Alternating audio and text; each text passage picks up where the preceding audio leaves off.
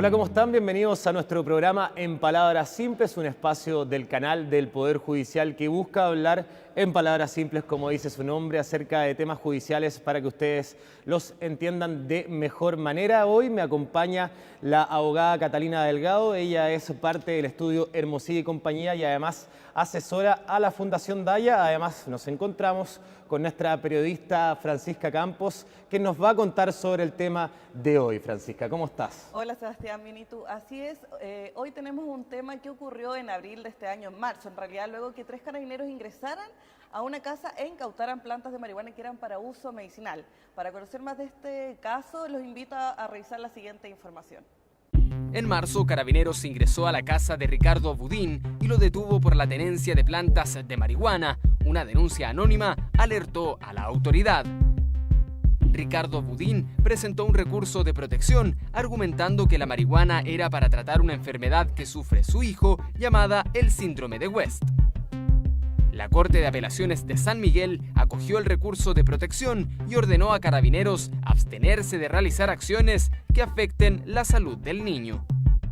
El Tribunal de Alzada agregó que la Ley 20.000 persigue el microtráfico de drogas y no prohíbe el cultivo de marihuana para fines terapéuticos. Como lo veíamos en la nota que acabamos de revisar, es un caso que marca precedentes no solamente sobre el uso medicinal de la cannabis, sino también de esta orden que se entregó a Carabineros, en donde no pueden volver a ingresar a este domicilio. Catalina, la ley 20.000 finalmente dice en su artículo 4 que el uso medicinal se autoriza en el fondo. ¿Qué pasa entonces con estos casos que vemos hoy en día y que no es el primero? ¿Por qué ocurren? Bueno, primero porque hay que tener claro un paradigma básico del derecho penal, que es que cualquier conducta que no esté prohibida se encuentra entonces permitida para el ciudadano. Esa es la premisa, la libertad del ciudadano. Entonces, cuando nosotros revisamos la ley 20.000 y las conductas que castiga, está claramente identificado que las conductas, si bien pueden ser materialmente las mismas, cultivar, por ejemplo, el fin para el cual están orientadas es lo que distingue una conducta que es lícita de otra que es ilícita. Así, por ejemplo, si yo cultivo para vender a persona indeterminada, entonces estoy incurriendo en una conducta de las que castiga la ley 20.000.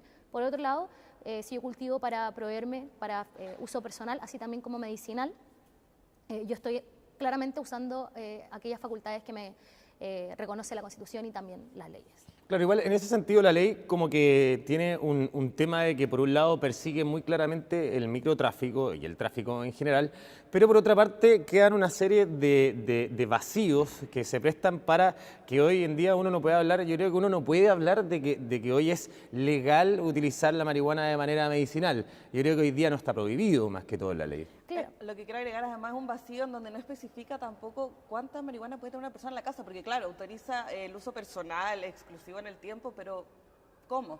Claro. Bueno, eso es justamente a lo que me refiero con el paradigma como base de la actuación pública, por así decirlo. Todos los ciudadanos pueden actuar legalmente, constitucionalmente, mientras no haya una prohibición expresa por parte de la ley. Entonces, por así decirlo, lo que tú dices de que no hay una legalización del consumo, cultivo para uso personal de cannabis, no es necesario, porque mientras no haya una ley expresa que lo prohíba, yo tengo todo el derecho de hacerlo, así como tengo derecho de caminar por la calle. Mientras no haya una ley específica que lo prohíba, eso es legal. En lo que tiene que ver con estas falencias, por así decirlo, normativas, yo no las veo tales. Por supuesto, cuando se trata de conductas que van dirigidas al tráfico, con lo que debe contar el ente persecutor, que es el Ministerio Público, es con pruebas que se orienten a dar por acreditados esos hechos. Por supuesto, hay una política criminal, por así decirlo, establecida como por lineamientos de ciertos órganos públicos que han tendido, no solo en nuestro país, sino que en el mundo, en la guerra a las drogas, por así decirlo, a perseguir al consumidor. Pero eso justamente se escapa de lo que establece nuestra ley 20.000, que está orientada a sancionar el tráfico. Sin embargo, hoy día nos encontramos con que, si bien hay un tema de que, claro, todavía no hay una un uso claro, me parece, de la ley en específico, porque eso se puede ver también en los diferentes fallos que se van dando con mismos casos. O sea, una persona en un caso puede tener una planta y resulta que queda libre porque no tiene antecedentes, pero esa otra persona en otro lugar puede tener una misma planta y puede quedar detenida por tráfico. O sea, como que eso de la ley, como que aún todavía a mí me parece como que no hay una cosa clara en ese sentido. Claro, la ley como concepto tiene que ser general y tiene que poder aplicarse para diferentes casos. Tiene que ser lo suficientemente específica como para que el ciudadano tenga claro qué es lo que puede hacer y lo que no puede hacer, pero por otro lado tiene que ser también general para que se pueda tomar diferentes casos y sea aplicable en todos aquellos casos. En ese sentido, lo que tú hablabas del número, por ejemplo, es súper relevante.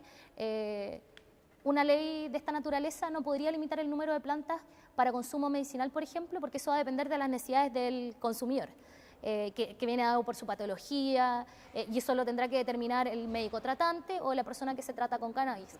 En ese sentido, cualquier número que establezca una nueva ley, por ejemplo, va a servir de presunción para que el ciudadano cuente con un espacio de inmunidad, por así decirlo, para que el Estado, a través del Ministerio Público y a través de las facultades que se le otorgan a las policías, por ejemplo, no pueda intervenir en esos espacios de intimidad y alterar o perturbar el derecho que tiene la persona a cultivar. Pero en ningún caso va a determinar el número, por así decirlo, no puede determinar si la conducta es lícita o no es lícita, porque lo único que tiene autorizado, por así decirlo, el Estado para perseguir es el tráfico y no el consumo, que es parte de una facultad que tenemos los adultos, que tenemos capacidad de Claro, y ese es otro tema también, porque ¿cómo se puede asegurar que este cultivo es para uso medicinal, uso personal y no para el tráfico? Bueno, ahí es súper importante referirse a términos exactos que contamos hoy día de la Ley 20.000. El artículo 8º, que se refiere al cultivo, por ejemplo, hace referencia a que hay una sanción para que el que cultive sin la autorización pertinente, a menos que justifique que el cultivo se está dando para el uso personal y próximo en el tiempo de la persona de esta cannabis. Lo relevante aquí es hacer una distinción. En el derecho penal, quien tiene toda la carga probatoria es el Estado, a través del Ministerio Público, de probar que todos los elementos del tipo penal se dieron en las circunstancias concretas del caso para lograr una condena. Cuando la ley hace una referencia a justificar, lo que tengo que hacer yo es presentar un mínimo antecedente que dé cuenta que yo estoy justificada, por así decirlo. El hecho de probar técnicamente, en términos jurídicos técnicos, se da solo en un juicio oral, y eso es un deber del Ministerio Público.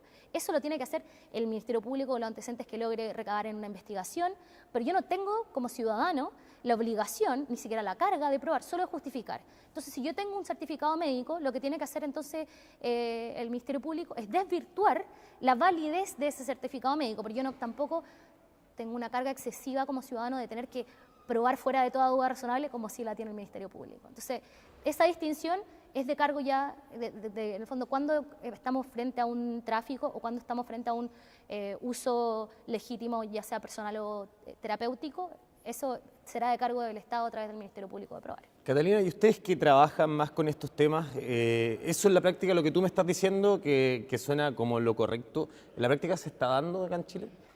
Se ha dado en los últimos, yo diría, 2 años, jurisprudencia de la Corte Suprema consistente, pero de sentencias definitivas, en el sentido de reconocer que hay un espacio legítimo de uso de cannabis.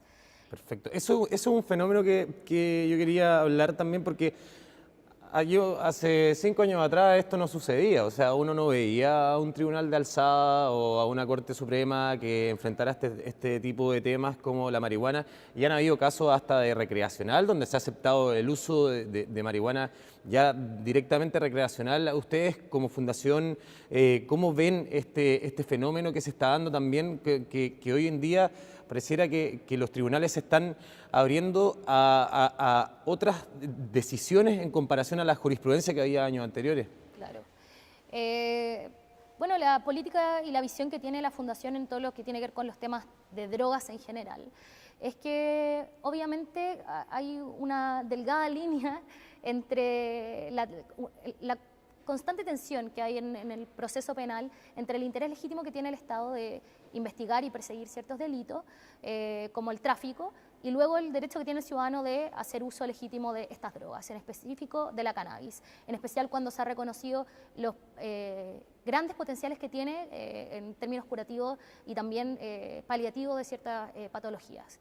En ese sentido, se ve una transformación social que se ha reflejado también en la jurisprudencia y también que ha venido por la visibilización de estos potenciales justamente, que tiene que ver con cuestiones terapéuticas, pero también con una cuestión de derechos humanos, de espacios de intimidad donde el Estado no puede intervenir, que se ha visibilizado porque la gente también ha sido valiente ponerlo en la agenda pública, decir, si yo decido consumir cannabis o no, es algo que tengo que decidir yo y el Estado no puede, en el fondo, inmiscuirse en ese tema. Entonces estamos hablando que se tratará de un cambio de paradigma también.